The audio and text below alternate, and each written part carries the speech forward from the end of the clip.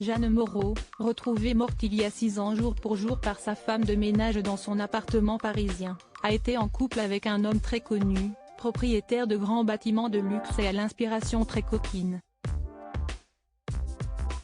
Le 31 juillet 2017, soit il y a 6 ans jour pour jour, le corps inanimé de l'actrice Jeanne Moreau avait été découvert par sa femme de ménage, dans son appartement parisien du square du Roule, rue du Faubourg Saint-Honoré.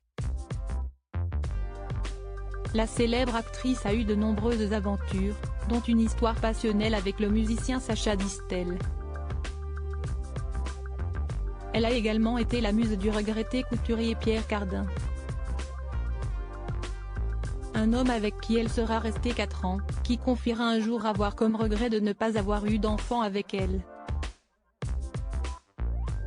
C'était également quelqu'un au parcours unique, lui qui était le fils d'agriculteur contraint de quitter Venise pour fuir le fascisme en 1924. Il est toutefois resté très attaché à la reine de l'Adriatique, où il y possédait un palais, qui n'est autre que l'ancienne demeure du célèbre aventurier Giacomo Casanova. Pierre Cardin était également le propriétaire du château du marquis de Sade à Lacoste, Vaucluse, à ne pas confondre avec celui de Lacoste près d'Aix-en-Provence où se sont mariés Ilona Smet ainsi que Lance Armstrong, et du célèbre palais Bulle perché sur les hauteurs de Cannes. Il disait d'ailleurs de ce palais que s'y est le corps d'une femme, comme le rapporte le magazine Vogue. Un couturier de renom. Pour en revenir à sa profession, Pierre Cardin n'a que 14 ans lorsqu'il découvre le métier de tailleur. Après quelques stages à Saint-Étienne et Vichy, il tente sa chance à Paris à la fin de la Seconde Guerre mondiale, chez Jeanne Paquin.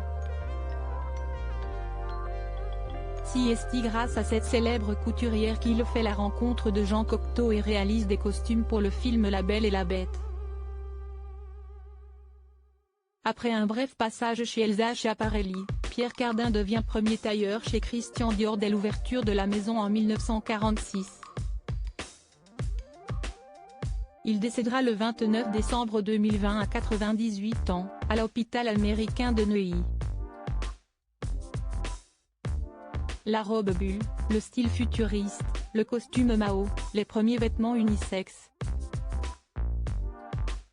Il aura été une véritable figure de la mode.